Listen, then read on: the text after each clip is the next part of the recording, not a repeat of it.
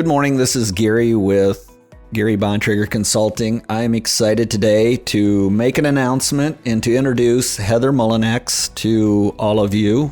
She has come on board as a coach and is working with some of our clients and also finding some of her own. Tell us a little bit about your background, your work history, and what brought you to this point. Okay, well, thanks. Thanks for having me. I started in insurance in about 2001, I believe, and stayed down that path for quite a while. Worked for you, obviously, for 7 years on that side. Got certified in coaching and just have been doing the backside of that for a while. And that's kind of morphed and taken on its own direction to working with agencies and other clients as far as the DISC goes. And when you say DISC, I know what it is. It's a personality assessment, but tell us a little bit about that. And I know there's different levels of certification in that. And if you want to talk about that a little bit. There's the trainer, which is the bottom level or entry level, I would say. And the consultant. I've done the consultant level. We work with the personality assessments to help with placements in jobs. We work with identifying strengths, weaknesses, blind spots. It's really I guess you'd say know yourself to grow yourself. The more we understand ourselves and how we react, we usually can find a little more effectiveness in how we even perform in the job and marketplace. And I know that's a lot of what sometimes it's just raising our own self-awareness. Yeah, that's a big part of it. I mean, we can go around with blinders all through our lives. This is just really an eye-opener. And it's nice to be able to, we do things in our day-to-day that we don't realize why. We kind of can even question ourselves at some point, like, gosh, there's this hurdle that I want to get over, and I wonder what it is that's holding me back. And once these things are kind of laid in front of you and you talk about them, it's like, oh gosh, there's so many aha moments there.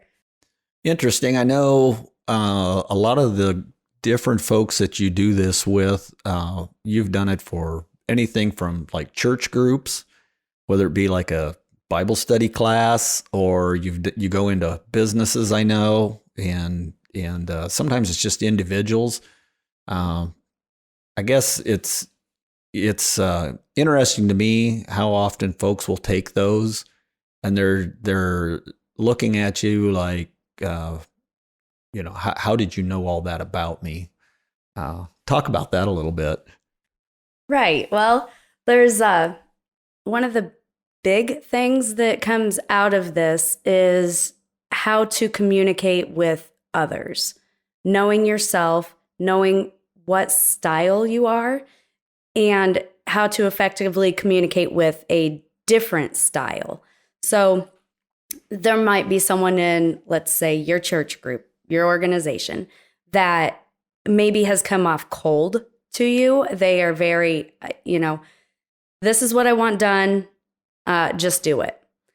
And then maybe you have a person that's extremely chatty to said person and they just don't have time for it. Well, those are two different personalities, the get it done, versus the I need all of the information. So that just happens in our everyday life, no matter where we are. It just helps to kind of identify those and move on, basically, to grow that relationship, cultivate it, get it into a favorable environment, and just move forward with whatever your project may be. Helps people understand that sometimes folks aren't necessarily just being cold or rude. It's somewhat their natural tendencies. And, if they have that awareness, they may not be as cold or rude, and the next person may give a little bit more understanding and grace to that. And that being said, that person that maybe does come off cold or rude, if you identify that, they possibly have never even realized that about themselves. Right. And when you're talking to, other people around you, this might be something that you want to pay attention to. One of the things in those assessments, I know there's different charts and things, information that they give you. One of the things is, and I think it might touch on what we're talking about here a little, just so people have a clear understanding, is there's several pages where then it also talks about how to relate to these other personalities. So it's more than just even this is your personality and this is who you are. I mean, it goes into deep to where it helps you understand, when I'm talking to these other type of people, you're starting to identify how these other folks want to be communicated to. Right. How much information, how little information? Do you want the pleasantries? Do you want to get straight to the point? It's mindfulness, really. Right.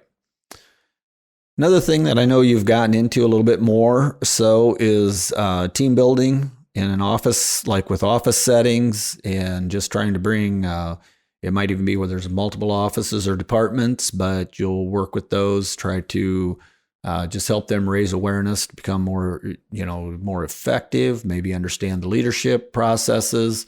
I think a lot of folks go into, they get out of college and they get a job and they have maybe, the college education, but they've not had the work experience.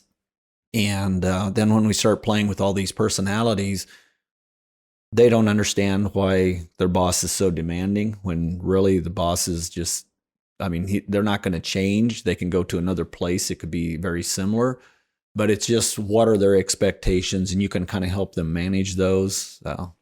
Talk about that just a little bit.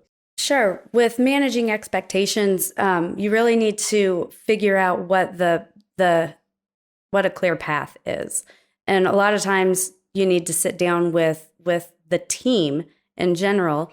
We need to identify who a lead is. And sometimes the person that's in the lead position is not necessarily cut out to be an effective leader.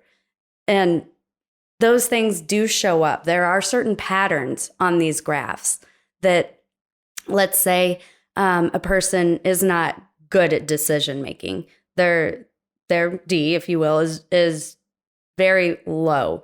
But if they have these 3 other personality types and you give them a clear parameter, they are going to be a lot more effective in making decisions, as long as those parameters are clear for that personality type.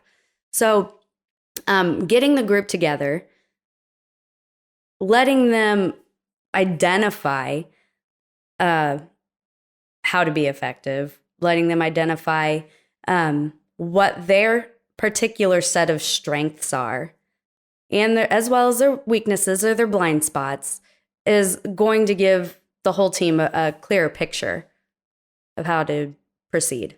And that's really what you do when you come in and do a lot of the team building. Yeah. And there's some different tools you use, I know, to accomplish that. But yeah, we have a leadership game that is really more about the organization. Like you mentioned, in a church group as well. You can do it in about any setting. But there's peer cards that are used. Some of them are debate cards. It really gets the whole team talking, questioning, giving out what's positive about this environment, as well as these are some areas that are of concern that maybe we want to change, maybe we want to look at. One card that people really like is the silent card. at any point, there's a timer. You can't silence another person forever. There is a time limit on it, but it seems to be pretty effective and always gets a good laugh. Some people, and I know because I'm tend to be a talker. Yeah. They often say, I've been told, always take the opportunity to shut up, or when you're finished talking, stop. So, that's kind of, I think that's certain folks, and I know I can be one of those, can dominate a whole conversation. But I think more than anything, again, it's just building that understanding of all the players involved, building awareness. But, well, yeah, like we said early on here, it's know yourself, grow yourself. And it's amazing when these things are brought to light about your own personality, just how much growth can take place as long as someone really actually wants to commit to it. Right. It's interesting you bring that up because that just recently in some other podcasts that's come up with some other guests. If people are not ready or willing to change, then it doesn't really help. When we're working with one-on-one clients, they're obviously spending money. But when you're doing a group setting, it's usually the organization or the company that's spending the money, and not all the folks involved are necessarily thrilled about this process that you're putting them through. I know that kind of creates a little bit different challenge, and yet that's kind of more what you do is in the group setting. So sometimes maybe that also helps those folks realize it's not a good fit for them. You know, I mean, they maybe need to find something different, but ultimately I know you're trying to help people find, what's that? That's the goal. Yeah. Find their best life and positive work environment. What are some of the things that excite you the most, or do you enjoy working with folks in this capacity? I really enjoy the aha moments. That's fun. Like I never understood why I did that, or why so and so would react to me that way. Doesn't mean that, you're oil and vinegar, two different personalities. It's just helping people get over a hurdle. I think that's what I enjoy. Awesome. Well, thanks for coming on, giving us a update on what you're doing. And I know everybody can find you out on the Gary Bontrager Consulting website. So you can contact Heather there, and she'd be happy to come out and sit down with your organization and do some team building exercises and work with your company to improve production and productivity, as well as attitudes. Thank you. Thank you.